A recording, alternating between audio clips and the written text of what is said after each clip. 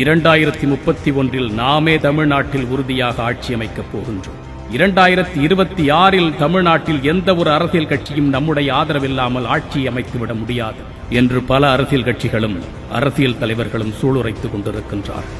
நாமும் அது குறித்து கடுமையாக விவாதிக்கின்றோம், கருத்து கூறுகின்றோம்.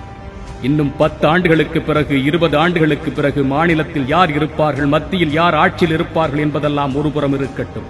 ஆனால் 10-20 ஆண்டுகளுக்கு பிறகு நம் பிள்ளைகள் என்னவாக இருப்பார்கள் என்று யோசித்திருக்கின்றோமா? என்ன சிந்தனையோடு, எந்த வாழ்வியலோடு, எந்த நாகரிகத்தோடு இருப்பார்கள் என்று யோசித்திருக்கின்றோமா? அதை பற்றி வாதித்திருக்கின்றோமா? கருத்து மோதல்களை உருவாக்கி இருக்கின்றோமா? அல்லது எந்த ஊடகமாவது இது குறித்து விவாதித்திருக்கின்றார்களா? அல்லது விவாதிப்பதற்கு தயாராக தான் இருக்கின்றார்களா? நம் பிள்ளைகள் தமிழ் அறிந்தவர்களாக இருப்பார்களா? அறச்சிந்தனை என்பது கொஞ்சமாவது அவர்கள் சிந்தனையில் இருக்குமா? பெற்றோர்களோடு இருப்பார்களா? உறவுகள் என்றால் என்னவென்று அறிந்திருப்பார்களா? வீட்டில் சமையலர் என்று ஒன்று இருக்குமா, இருக்காதா? உணவை வீட்டிலும் சமைக்க முடியும் என்ற சிந்தனை அவர்களுக்கு இருக்குமா? அல்லது ஆன்லைன் ஆர்டர்கள் தான் 3 வேளையும் அவர்களை ஆக்கிரமிக்குமா? திருமணம் என்றால் என்னவென்று தெரியுமா? அல்லது லிவிங் டுகெதர் என்ற பெயரில் ஆண்டிற்கு ஒருவரோடு, மாதத்திற்கு ஒருவரோடு, ஏன் மணிக்கு ஒருவரோடு பயணிப்பார்களா? குறிப்பாக என்னுடைய தமிழ் மொழி அவர்களது நாவில் இருக்குமா? அல்லது அருங்காட்சியகத்தில் புத்தகங்களாக காட்சி பொருளாக இருக்குமா? இன்னும் அடுக்கிக் கொண்டே போகலாம். இப்பொழுது கூறுங்கள், 2031 யார் ஆட்சியில் இருப்பார்கள் என்று சிந்திக்க வேண்டியது அவசியமா? அல்லது நம்முடைய தலைமுறையின் எதிர்காலத்தை குறித்து சிந்திக்க வேண்டியது நம்முடைய அவசியமா?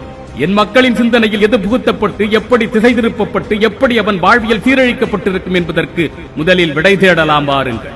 எந்த கருத்தியலை முன்வைத்தாலும், நாம் எவ்வளவு சொன்னாலும் இந்த மக்கள் திருந்த மாட்டார்கள் என்று சொல்லி அந்த கூட்டத்தின் முதுகிற்கு பின்னால் நீங்களும் ஒளிந்து கொள்ளாதீர்கள். அவர்கள் திருந்துவார்களா, திருந்த மாட்டார்களா என்பதை குறித்து நீங்கள் கவலை கொள்ள வேண்டாம். நீங்கள் உங்களை மாற்றிக்கொள்ள, திருத்திக் கொள்ள, முறைப்படுத்திக் கொள்ள தயாராக இருக்கின்றீர்களா? அறத்தமிழன் பேரியக்கம் கோஷம் போடு, கொடிபிடி, எனக்கு வாக்கு செலுத்து என்று உங்களை அழைக்கவில்லை. நம்மையும் நம்முடைய குடும்பத்தையும் நம்முடைய பிள்ளைகளையும் அறிவார்ந்த பாதையில் வழிநடத்தலாம் வாருங்கள் என்று அழைக்கின்றது. தன் நிலை உணராத எந்த சமூகமும் வெற்றி சமூகமாக மாறாது. உன் நிலையை நீ என்று உணரப் போகின்றான். எழுச்சியை, புரட்சி சிந்தனையை, மறுமலர்ச்சி எண்ணத்தினை நம்முடைய மொழியில் இருந்து தொடங்கும்.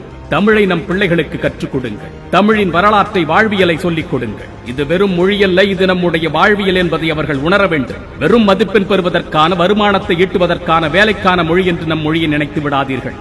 தமிழே அறம், அறமே தமிழ். தமிழ் கற்றவன் அறம் கற்றவனாவான். அறம் கற்றவன் அனைத்தையும் கற்றவனாவான்.